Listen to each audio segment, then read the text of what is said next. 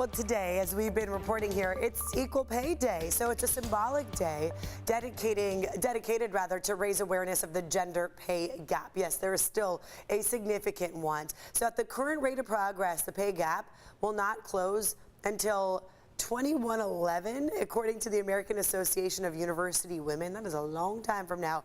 Ashley Russo joining us with Wealth Management Advisor. You're at, tell us the company that you're with. Russo Wealth Management at Northwestern. Okay, Russo Wealth Management. So Ashley, Equal Pay Day, it's obviously a big day to bring awareness to this.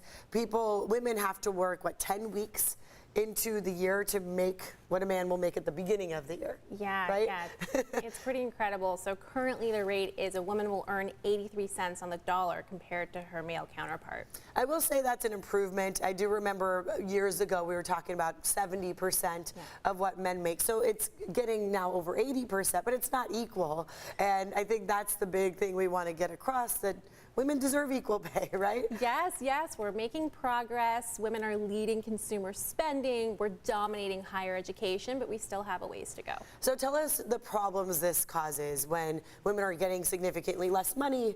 What does this lead to? What have you noticed? Yeah, so there's significant financial impacts. So obviously with less disposable income, that means less to an emergency fund, less to a retirement fund. And women tend to be more risk adverse, which can compound the issue. So if we learn to invest and we invest wisely, specifically, we can help close that gap. So investing is important. Obviously, that's one of your expertises.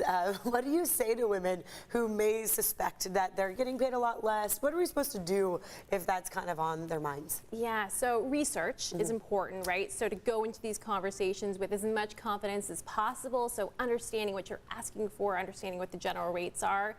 Research is a big point. And then in addition, raising your hand, right? Making sure we're advocating for ourselves and asking for these positions, these raises.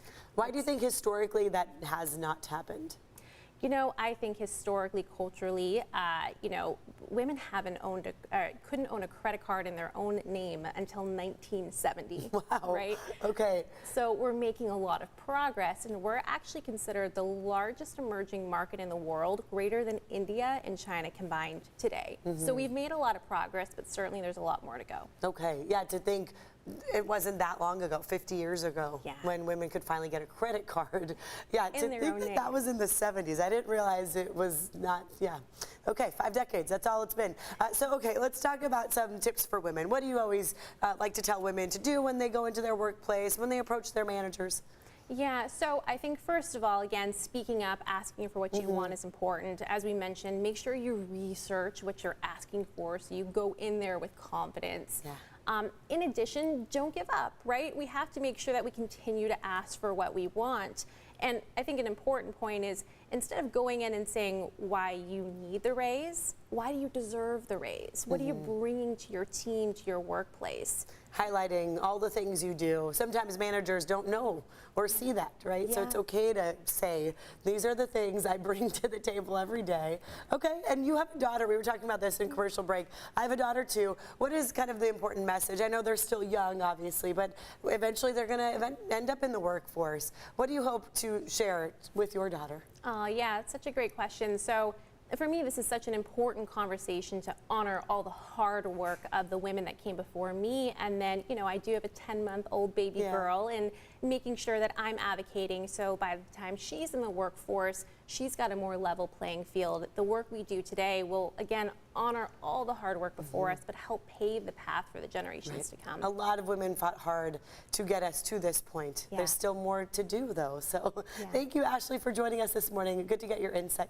And how do people find you if they need some advice? Northwestern, so ashley.russo@northwestern.com, Northwestern Mutual. Perfect. Thanks for being on our show.